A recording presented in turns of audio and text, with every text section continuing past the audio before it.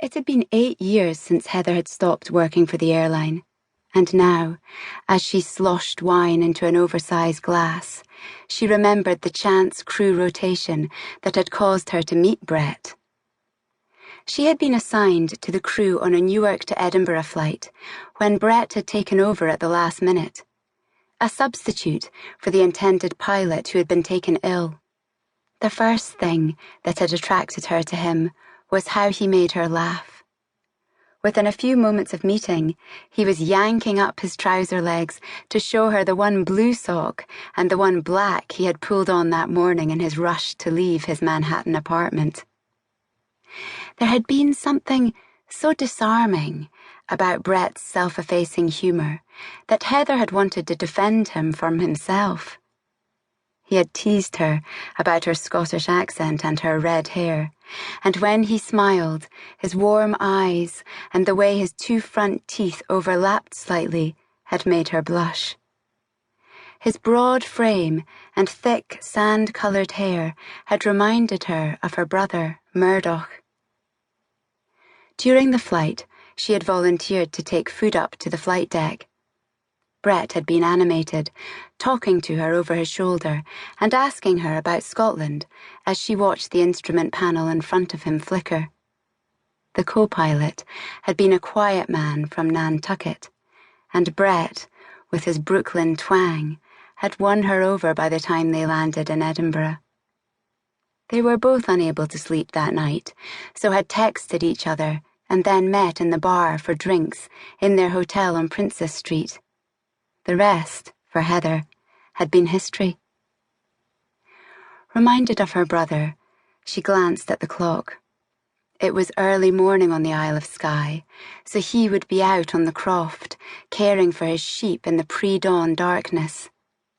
As she pictured him in his mud-spattered overalls and ubiquitous boots, his breath spiralling smokily into the pink-grey morning, a surge of homesickness caught her by surprise. She could almost smell the gorse and the dew-covered grass of Scotland. Draining her glass, Heather decided to call her mother. By this time, Elspeth MacDonald would be up, preparing breakfast for the guests at the Forge bed and breakfast in the village of Portree.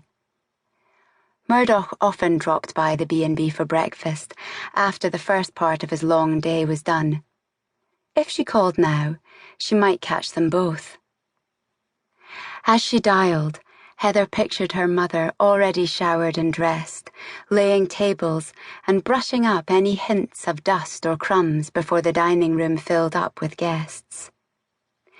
The old house overlooking the harbour at Portree had originally been a forge, and as a child, Heather had loved to help her mother sweep the flagstone floors on the main level and clean and prepare the bedrooms upstairs.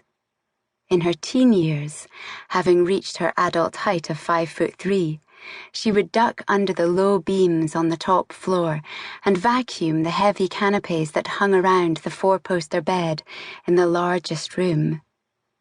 Each bedroom had a fireplace, a porcelain sink hidden behind a large wooden screen, a series of thick woven rugs across the scrubbed wooden floorboards, and a wide paned glass window overlooking the garden at the back of the property.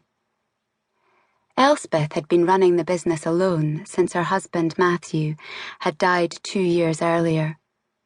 Heather had taken the twins back to see her mother only once since her father's passing, and the memory of the forge without him was chokingly sad. Waiting for her mother to answer the phone, she glanced around the room. This place was choking her now too, for the want of Brett.